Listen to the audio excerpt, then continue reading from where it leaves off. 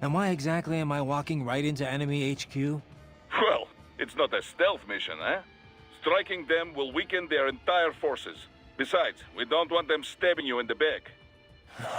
All right. At least I'll get to top off my electrolytes. This is the spirit.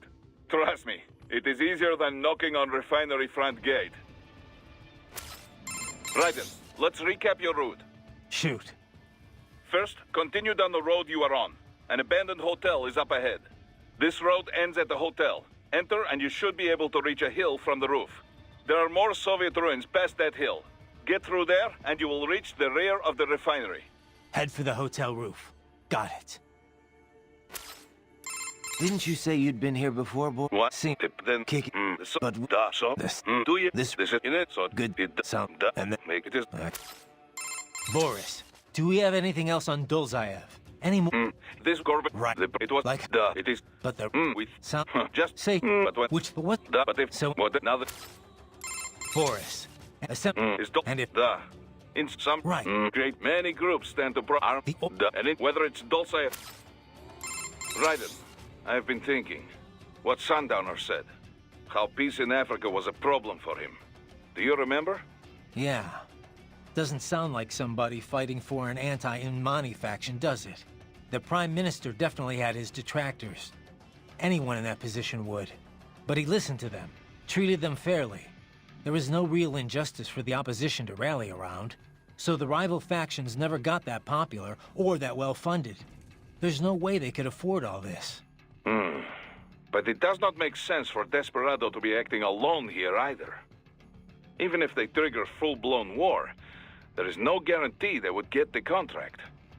Perhaps this is about natural resources? The last civil war was over precious metals. You think big business hired Desperado to shake things up? Who can say? At least it has not grown into a real civil war. Yet. We need to figure out who's at the root of all this if we're gonna end it. But knowing is only half the battle. It is the other half that will get you killed. Well, no matter what, this mission has a nice side benefit. Putting a dent in Desperado will screw whoever's backing them, too. Our focus is to help the Abkhaz people. But if we hurt those responsible for this on the way, well, so be it. Right then, let's recap your route. Shoot. First, this there. Head. Right then, let's Shoot. first this there. Head. So what about the US and Russia? What's their take on all this? Well, America was never very friendly with Abkhazia or South Ossetia in the first place. And the Georgian government's a regional ally, so the US really has no cause to intervene. Russia wants the old government back, of course. The regime open to their influence. I doubt they'll opt for any large-scale action. Tensions with Georgia are running high already, but you can bet your ass they won't just sit on the sidelines. Boris has got a lot of connections in the Russian bureaucracy. Ex-military buddies. The Abkhaz are officially our clients, but I'm sure it's Russia that chose us. Maybe footing the bill, too. They can't use their actual special forces, so they call us instead. That's the beauty of PMCs. We're not bound by the same rules as state-sponsored military. Other countries would be outraged if the Russians went into places we can go freely. From our side, no state to answer to means we can run things as we see fit. By our own code, no compromises. Then again, there's no one to say our code is what's right. True. And opinions on that change from person to person, situation to situation. But you let your moral compass waver at all in this business, and real people pay the price. Money's always a factor, of course, but when it becomes the factor, that's when you got problems. The Montreux document lays out guidelines for what PMCs can and can't do, but there's no way to enforce it. A lot of people see that as the fatal flaw of the entire industry. After all, that's how we end up with rogue outfits like Desperado. Then again, it's also what leaves Maverick free to go after them. The industry has a bad rep, but it isn't good or bad itself.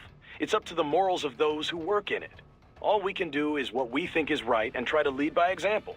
Anyway, sorry, you know how I am about this stuff. I'll get off my soapbox now. Don't apologize. That's exactly why we took this job. Taking Sakumi back is the right thing to do. Agreed. And now, that's all up to you, buddy. We always talk about the Montreux People, they get there. Hey, Kev, that piece of shit who killed Inmani, is he one of those almighty wins? Yeah. Goes by Sundowner. It's a folk name for this warm air current in Southern California. He's also, well, not the formal head of Desperado, but pretty much their de facto leader. Let's see. Born in Alabama, family was poor. Solid student, decent grades, but no money for college, so he joined the army. Says he fought in Panama in '89, then Iraq again, Afghanistan. In 2008, he drops out of the service and starts doing merc work for various PMCs. He was active all through the SOP years. Built up quite a reputation. Apparently, the Sundowner handle comes from all the blood he leaves behind. Looks like the sunset.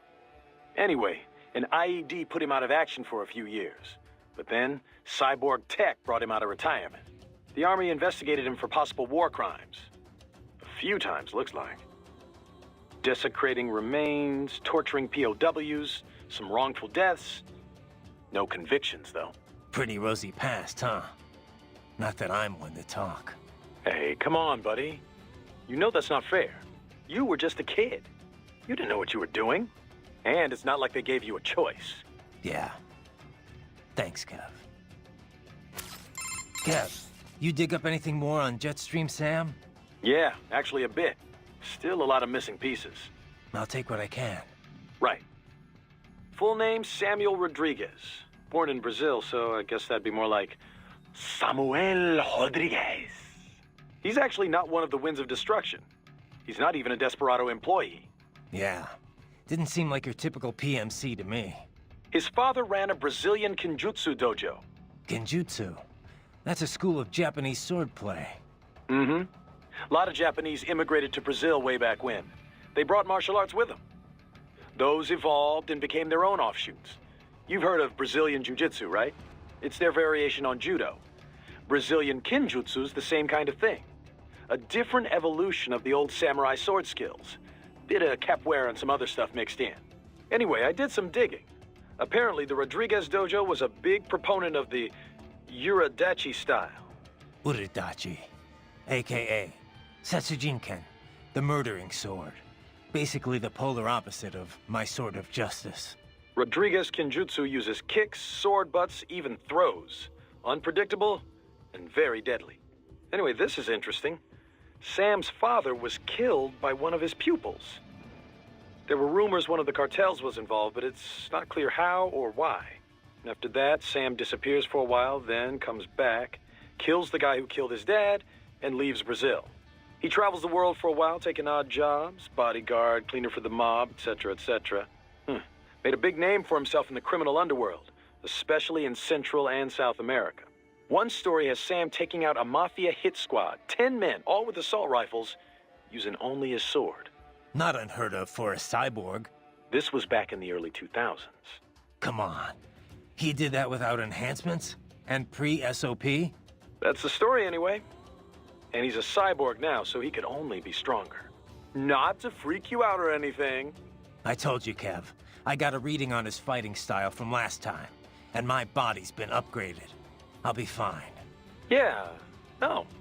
I know you will be. Raiden, head for the oil refinery.